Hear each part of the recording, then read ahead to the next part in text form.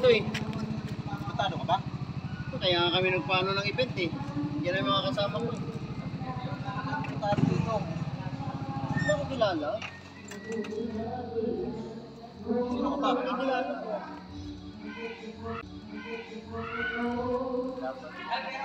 Ay, sorry po. Pasensya na po. Dito po, dito. Ito pa event eh. Pasensya na po sir.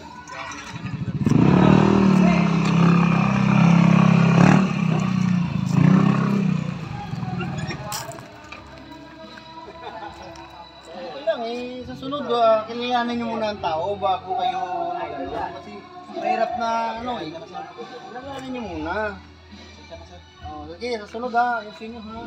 Salamat sir, salamat. Sige, okay.